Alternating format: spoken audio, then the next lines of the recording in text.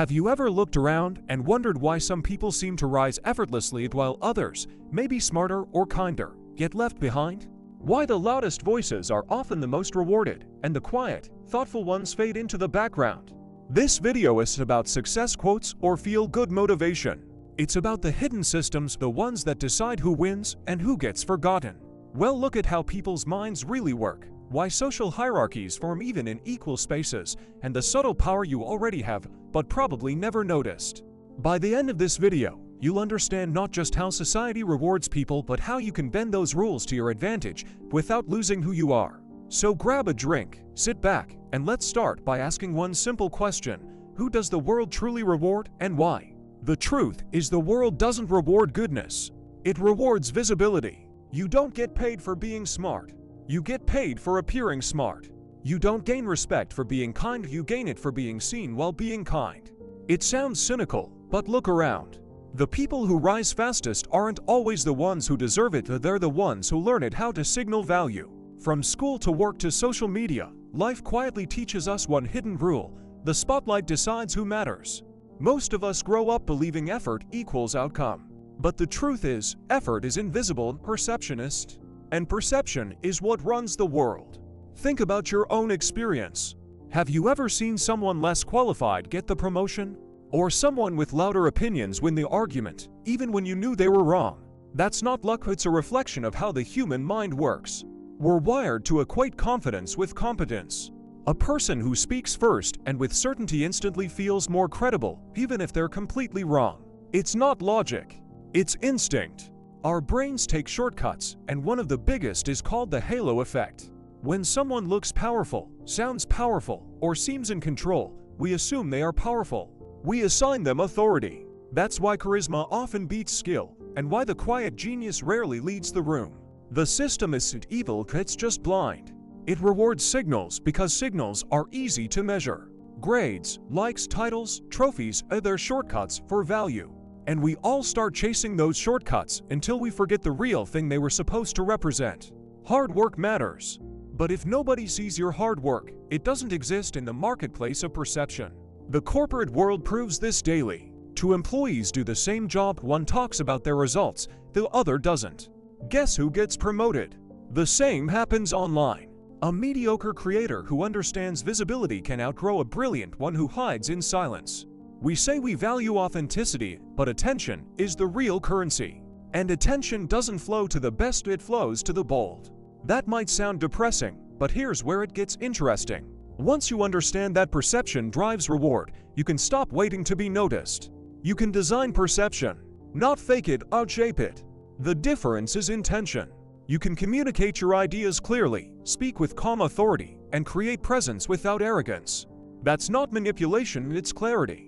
Because when people can see your value, they can finally respond to it. The quiet ones lose not because they lack value, but because they hide it behind humility. And humility, in an attention economy, often looks like absence. The cruel irony is this: society tells you to stay humble, but it secretly rewards the opposite. It praises confidence, celebrates dominance, and labels self-assurance as leadership. That's why the loud rise faster. They occupy space. They trigger the brain's simple rule: if they look sure, they must know something I don't. And so we follow them into jobs, into movements, into trends. Confidence becomes contagious. Meanwhile, those who hesitate to speak get categorized as uncertain, even when they're right. The lesson: invisibility is expensive. If you don't control your narrative, someone else will write it for you. But here's the hopeful part. Once you see this game, you can start to play it differently. You don't have to become loud or fake. You just have to become intentional. Understand that every word, every gesture, every silence you choose communicates something about your value. You can project strength quietly, confidence calmly, and power without ego. It's not about pretending to be someone else, it's about showing who you already are, in a way the world actually understands. So, yes, the world rewards the wrong people. It rewards the visible, the loud, the confident. But that doesn't mean the game is rigged beyond your reach. Once you understand perception, you can use it as a tool, not a trap. Because real power isn't about shouting the loudest, it's about being seen clearly enough that you no longer need to shout. And once you learn to do that, the very system that used to overlook you starts working for you. In the next part, we'll look at the outsiders, the ones who never quite fit in, and why their difference might just be their greatest advantage. We all know the type of the person who smiles with you, laughs at your jokes, but somehow never shows up when it matters. They're next to you in the picture, but not beside you in the fight.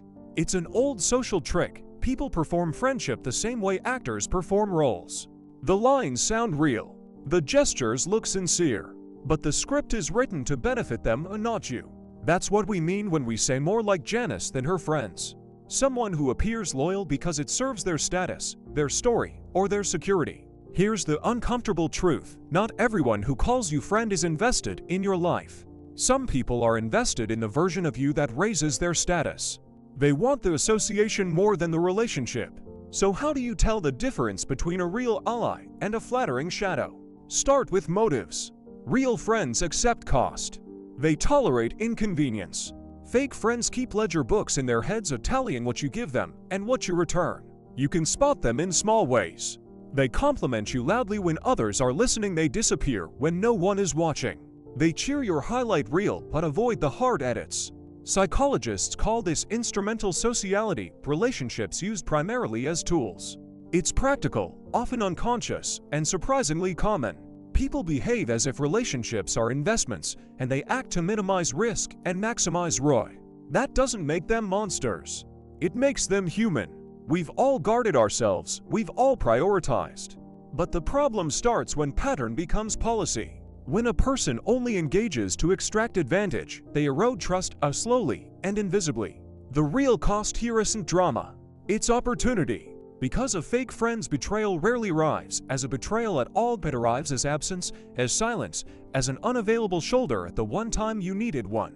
That silence changes everything. It rewires how you approach connection. So what do? Do you wall off? Become paranoid? Turn every smile into a transaction? No. The answer is not cynicism, it's clarity. First, calibrate your expectations. Not everyone needs to be in your inner circle.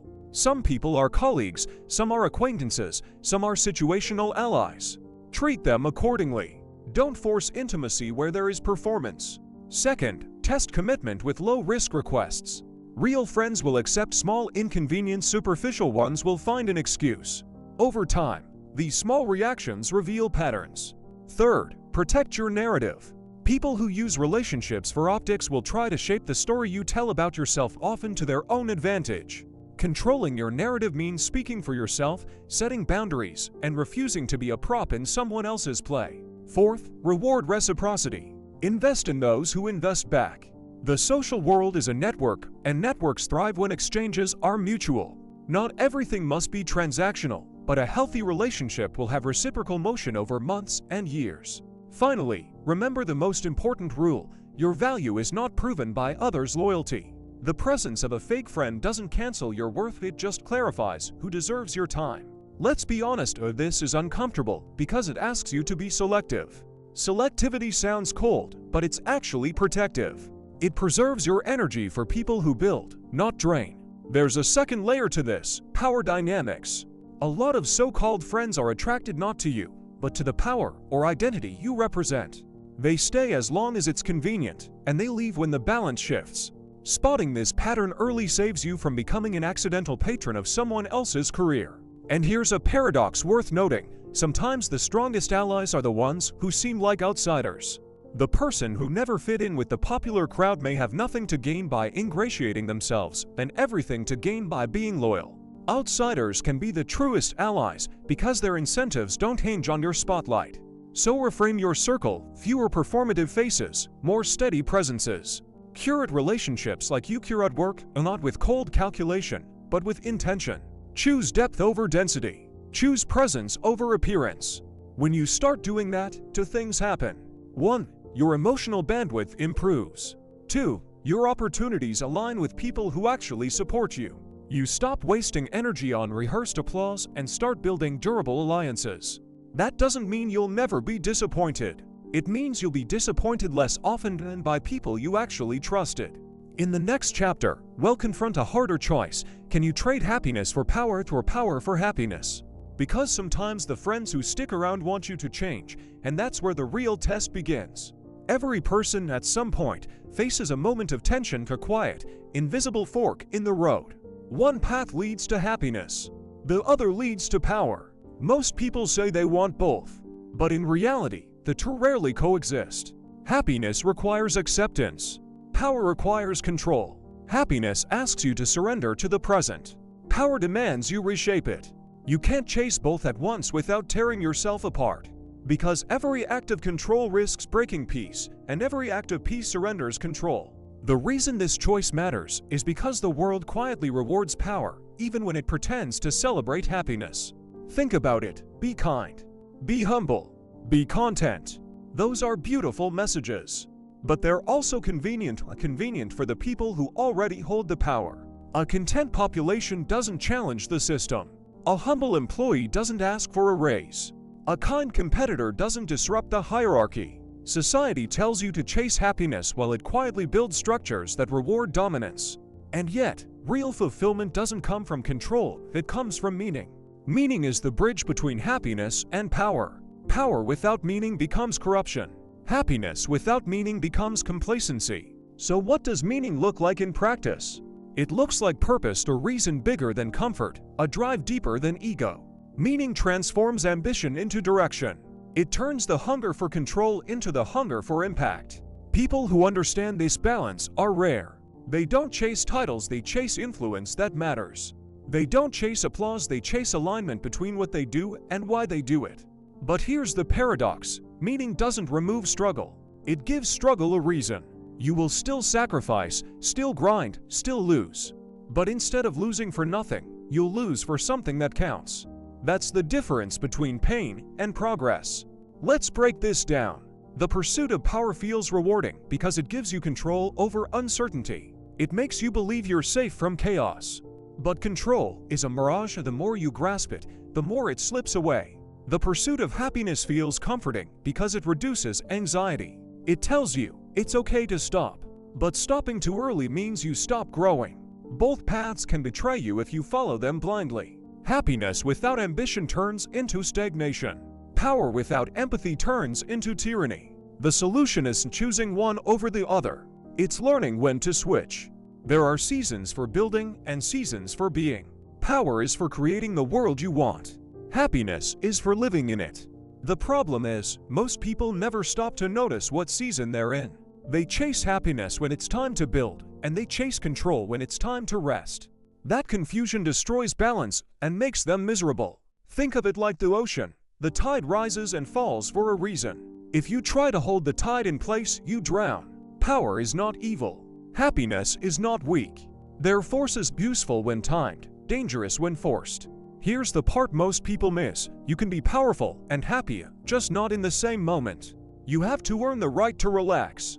You have to fight for the peace you want to enjoy. Every peaceful chapter in your life is built on the bones of a powerful one before it.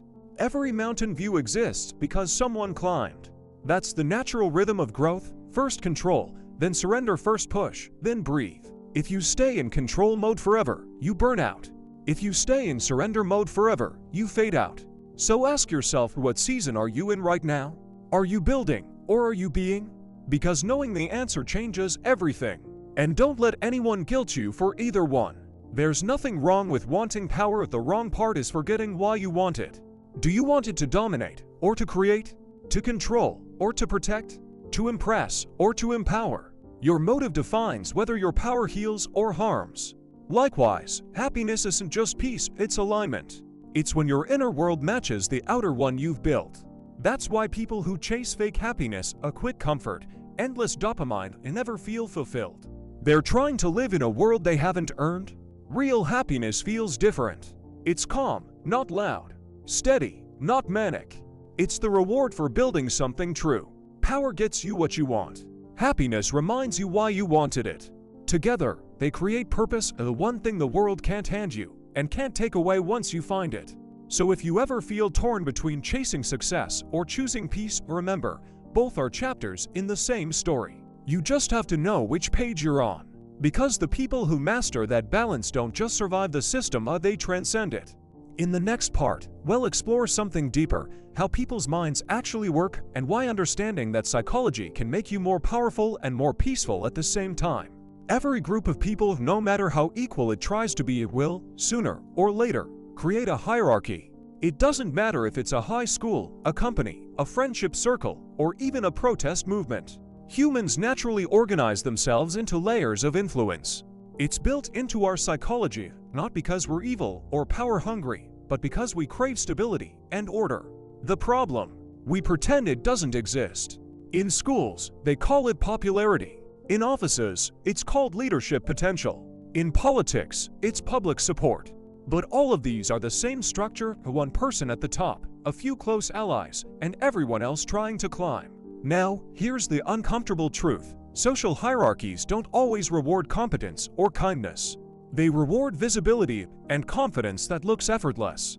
The higher you climb, the more perception becomes currency. Think about it. In high school, the cool person wasn't necessarily the smartest or most attractive. They were just the one who acted like they knew their place in the world. That confidence became a signal. It told everyone else, "Follow me." This pattern repeats everywhere. At work, the employee who seems decisive gets promoted faster than the one quietly fixing everyone's mistakes. On social media, the loudest person in the room gets the spotlight, even if they're saying nothing new. Social hierarchies are built on perception, not truth. And the moment you understand that, you stop being controlled by them. You begin to see the game for what it really is: a structure you can move through strategically. Every hierarchy has three roles: the alpha, visible, confident, often charismatic; the beta, loyal supporter who gains power through proximity; the outsider, ignored, underestimated, but free to act without rules. Most people stay trapped between beta and outsider and never daring to step higher, afraid of rejection. But here's what they miss: the hierarchy isn't static. It's fluid, and people at the top fall all the time.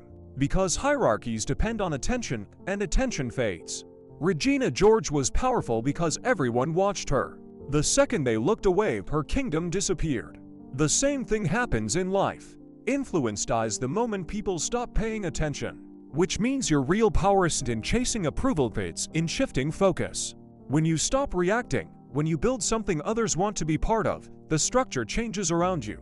You become the gravitational center, not by force, but by design. In companies, the ones who master this usually end up leading without a title. They make decisions others follow naturally. They don't ask for permission, they move in ways that make sense, and people adapt around them. True hierarchy mastery isn't domination. It's direction. The ability to see the flow of influence and position yourself where it moves next. That's why in every movie, in every group, there's always a moment when someone realizes the power they thought they didn't have was theirs all along. When Katie first walked into North Shore High, she wasn't part of any social system. She was an observer. But because she could see the system clearly, she could eventually control it. Seeing how hierarchies function is like waking up from a dream. You start noticing how every compliment, every laugh, every subtle glance is a transaction. People constantly trade microdoses of power, validation, attention, gossip, and most don't even realize they're doing it. The moment you do, the rules stop being invisible. You see who's competing for what, who's defending their rank, who's silently plotting an escape. And suddenly you're not just playing the game, you're reading the code that runs it.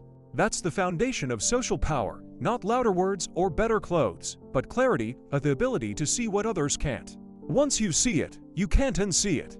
And that's the real transformation, when the system stops controlling you, and you start controlling the system. When Katie first enters the world of North Shore High, she's invisible. She doesn't know the language, the rules, or the hierarchy. But that's exactly why she's powerful, because she sees everything from the outside. Most people are too deep in the system to notice it. They're busy protecting their image, maintaining their alliances, pretending to fit. Katie, on the other hand, is free. She doesn't need to belong to understand how belonging works. And that's her hidden power perspective. When you're an outsider, you see the invisible strings that control everyone else. You notice who interrupts, who gets ignored, who sets the tone. You watch people perform confidence, and you realize it's not natural, it's learned. Katie watches the plastics like a scientist. She studies Regina's movements, her tone, her timing. She learns how small gestures, a pause, a glance, a smirk can shift an entire room. And slowly, without even trying, she begins to mirror them. The moment she mirrors, the hierarchy responds. People start treating her differently. She hasn't changed who she is, she has just learned the signals of power. That's the same shift that happens when anyone moves from observer to participant. The first stage of power is understanding. The second is imitation. The third is transformation. Most people never reach the third. They get lost pretending to be powerful instead of realizing they already are. Katie doesn't realize at first that she's not just playing the game, she's rewriting it. Every hierarchy needs a mirror to survive, as someone to reflect and validate its values. When the mirror stops reflecting, the illusion cracks. Katie becomes that mirror. She absorbs Regina's tactics, not out of malice, but curiosity. And once she understands the mechanisms, she can use them differently. That's why true power never comes from imitation alone. It comes from knowing why the system works the way it does. You can wear the same clothes, talk the same way, post the same photos, but if you don't understand why it matters, you're not leading, you're copying. What makes Katie special is her ability to combine intelligence with empathy. She doesn't just want to win, she wants to understand why people need to win. That's what gives her an edge. She sees both the structure and the human need beneath it. When Regina's influence starts to slip, it's not because someone outsmarted her, it's because Katie understood the emotional core behind Regina's power. Regina ruled through fear and admiration. Katie learned to lead through connection. That's the evolution of every person who outgrows their insecurities. They realize that control through fear is brittle, but influence built on understanding that lasts. There's a scene where Katie starts dressing like the plastics, talking like them, acting like them, but inside, something different is happening. She's running an experiment. She's learning what people respond to and why. That's not manipulation.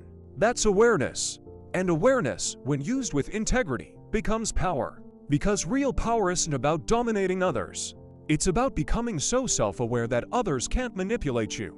That's what Katie begins to embody. She moves from being invisible to being seen, but she also starts to see herself clearly for the first time. Every person watching this has a Katie moment at some point in life. The moment you realize you've been studying the system long enough to play it, now it's your turn to choose how. You can repeat the same toxic dynamics you've learned, or you can evolve them. Katie's hidden power isn't charm, beauty, or confidence. It's her ability to see patterns and decide which ones to keep. That's the kind of intelligence the world never teaches, but secretly rewards the most. Because once you learn to see power, you stop needing permission to have it. And that's when the story truly changes. Regina George isn't just a character, she's a mirror. She represents every person who learned early that power isn't given, it's taken. Most people remember her as the villain, the manipulator, the queen bee, the girl who used fear to control her world. But if you look deeper, Regina is a masterclass in social intelligence. She understood how people work, how to reward, how to threaten, and most importantly, how to make herself unforgettable. That's not evil. That's awareness twisted by insecurity. And that's the lesson we rarely talk about. The line between power and cruelty isn't strategy, it's empathy. Regina had the strategy. What she lacked was empathy. When you remove empathy, power becomes a weapon. When you keep it, power becomes influence. Regina's genius was in her timing. She knew exactly when to speak, when to smile, when to make someone feel special, and when to take it away. It's manipulation, yes, but it's also communication at its highest level. Because influence, whether good or bad, always starts with understanding how people feel. Regina was fluent in human behavior. She read body language, tone, posture, and used it all like a language. That's why she ruled, not because she was beautiful, but because she was aware. Most of us underestimate how powerful awareness really is. We think confidence comes from perfection, but real confidence comes from knowing how to read a room. Regina didn't have supernatural confidence, she had clarity. She understood what people feared losing: approval, status, belonging. She just happened to weaponize it. That's what makes her both dangerous and fascinating. The truth is, we all have a bit of Regina in us. That part that wants to be admired, that wants to be seen. The only question is, what do we do with that desire? Do we use it to build or to break? Regina teaches us what happens when you build power without purpose. You end up alone at the top, adored, but empty. The movie hints at it constantly. Her control is absolute, yet fragile. Her followers love her, but fear her. And fear is the weakest form of loyalty. That's the paradox of every powerful person who rules through dominance. The moment they stop feeding the fear, the power dissolves. Because power built on fear must constantly be maintained, it can never rest. True leadership, on the other hand, is quiet. It doesn't need to announce itself. It inspires people to follow because they want to, not because they have to. And that's the lesson Katie learns from Regina, and that we can all learn too. You don't have to become ruthless to be strong. You don't have to control others to have influence. You just need to understand how power flows and choose to channel it consciously. When Regina loses her dominance, it's not because she's defeated, it's because her system collapses under its own weight. Everyone she controlled was waiting for permission to stop pretending. That's how fragile false power really is. But notice something, even at her lowest, Regina doesn't disappear. She rebuilds. She learns. She becomes human again. And that's the redemption hidden in her story. Power isn't something you hold, it's something you manage. The moment you stop learning, it starts managing you. Regina's tragedy is that she mastered everyone else except herself. That's the danger of influence without introspection. You start believing your reflection is reality. You stop growing because everyone around you keeps reflecting your image back at you. Every successful person faces that risk: politicians, CEOs, creators, influencers. The world starts revolving around their version of truth, until someone or something breaks the mirror. Regina's accident is that mirror shattering. It's the universe reminding her and us that image isn't identity. You can't fake alignment forever. Eventually, your inner world and outer world collide. And in that collision, the real person emerges. That's what happens at the end of Mean Girls. Regina becomes stronger, not as a manipulator, but as a person. Because pain forced her to rebuild from honesty, not image. That's what power actually looks like, not dominance, not control, but integration. The ability to take every broken piece of your old self and rebuild something more authentic, more grounded. So, what can we really learn from Regina George? That influence without empathy is a cage. That charisma without self-awareness is a mask. And that power, in the wrong hands, always collapses under its own illusion. But in the right hands, a power becomes leadership. The kind that doesn't shout. The kind that uplifts. The kind that lasts. Maybe the world doesn't need fewer Reginas. Maybe it needs more people who can take her confidence and rebuild it with compassion. Because that's the kind of power that changes everything. So what does it all mean? What do we actually take away from everything from Katie, Regina, the plastics, and this strange ecosystem of teenage power? It's not really about high school. It's about every social system we ever enter, the office, the internet, even our closest friend groups. The faces change, the clothes evolve, but the patterns never disappear. Power is still traded through attention. Influence still flows to the bold. And people still confuse visibility with worth. But now you know better. You've seen how the system really works. You've seen that the ones who rise aren't always the smartest, but the ones who understand the invisible rules everyone else ignores. That's not manipulation, that's awareness. The question now is, what do you do with that awareness? You can play the same game and chase the same validation, fight for the same throne. Or you can write your own script. Katie learned that power without empathy destroys itself. Regina learned that control without love leaves you empty. And we, watching them, get to choose what kind of power we want to build. Because the truth is, every one of us is building a reputation, a personal mythology, and something people will remember us by. You don't have to be the loudest to lead. You don't have to dominate to be respected.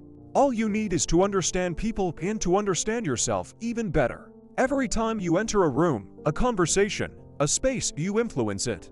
Even silence is influence. Even kindness is power. The world rewards those who make others feel something real.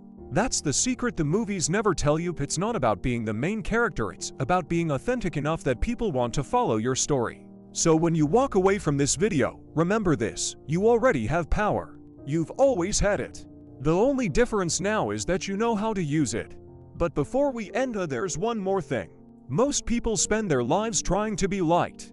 They shape themselves to fit expectations, polish every edge until they shine just enough to be accepted. But real power, the kind that changes the room when you walk in, comes from alignment, not approval. When your actions match your values, when your words reflect who you truly are, people can feel it. You stop chasing validation because your presence becomes validation. The energy shifts. The room listens.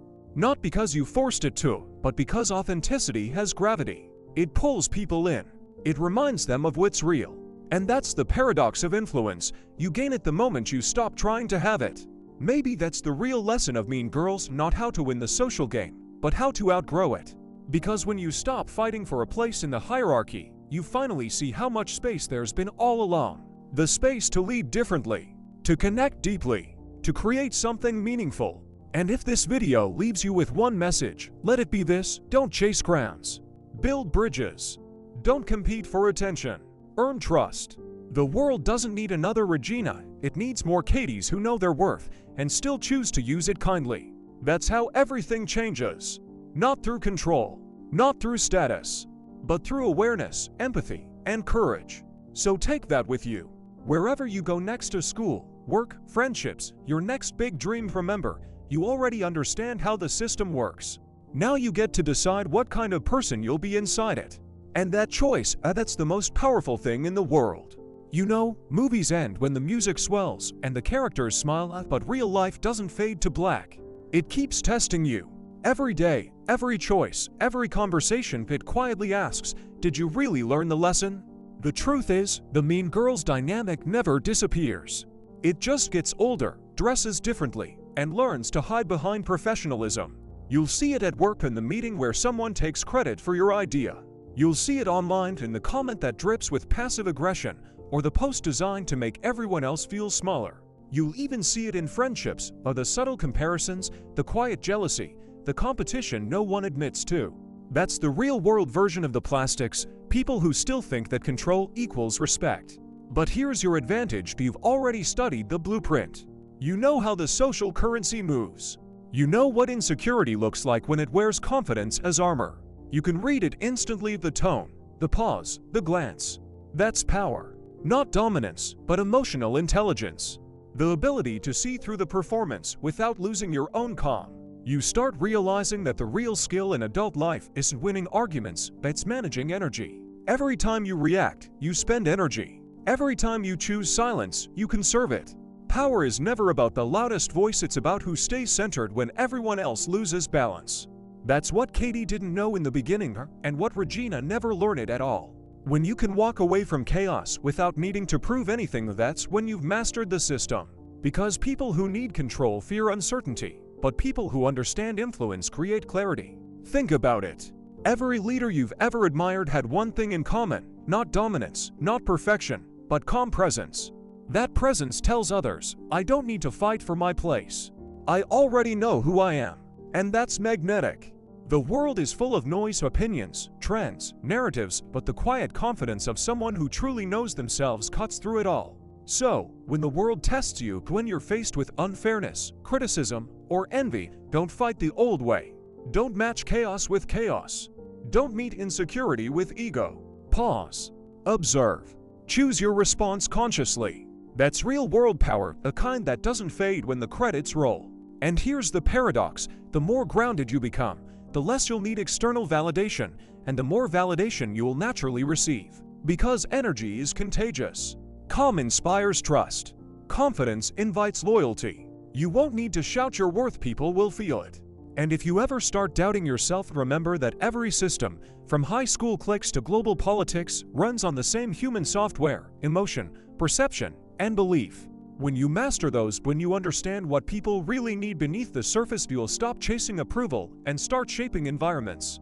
You'll lead rooms without forcing them. You'll build loyalty without demanding it. Because true power isn't given, it's recognized. And recognition comes naturally to those who make others feel seen. So as you step into the real world, remember what Mean Girls was secretly teaching all along: people aren't the enemy, their insecurity is. Once you learn to see that, you stop taking things personally. You stop reacting and start responding. You stop needing to win and start creating space for others to grow. That's not weakness, that's mastery.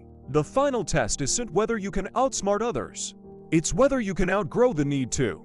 Because the real world doesn't reward manipulation forever, it rewards clarity, awareness, and integrity. The kind of power that lasts. The kind of power you already carry. Use it wisely. There's a moment usually quiet when every story turns into a mirror. It's when you realize that all the people you judged, feared, or envied were just reflections of your own unfinished lessons. Regina was ego. Katie was innocence. Janice was rebellion. And you sitting here, watching this, you've been each of them at different points in your life. That's why the story hits. Because it's not about them, it's about you. Every time you tried to fit in, every time you lost yourself to please others, every time you fought to be seen, you were living this same movie in your own version of high school. And that realization is both uncomfortable and freeing. Because once you see it, you can't unsee it. You start noticing how many of your decisions are driven by old programming, by that hidden need to be liked, respected, or feared. But here's the twist: you don't have to delete that version of you. You just have to outgrow it. The world teaches us to chase validation on numbers, followers, approval. But the truth is, real validation only comes when you stop chasing it. When your worth stops depending on who claps for you. When you no longer need to prove that you belong. That's when you finally do. Think about every person you've ever admired. They weren't trying to impress anyone. They were just clear. Clarity is louder than confidence. When you know who you are, you stop competing. You stop seeing people as threats and start seeing them as mirrors, each one showing you something about yourself. Maybe the one you envy reflects what you secretly want to become. Maybe the one who frustrates you reflects the parts of you you're not ready to face. Every encounter teaches, if you're willing to look deeper. And that's where personal growth actually begins, not in changing others, but in decoding your reactions to them. The moment you stop asking, why are they like that? And start asking, what is this showing me about me? Everything shifts. You stop playing the social game and start understanding the psychology behind it. That's when you become untouchable. Not cold, not distant, just self-aware enough that no one else defines your value. And that's the power most people never reach, and a power that can't be taken away. The kind that doesn't depend on titles, followers, or approval.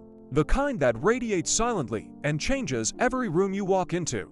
Because people can sense when you've made peace with yourself. They can feel it before you speak. That's the mirror moment. When the game stops being about winning and starts being about understanding.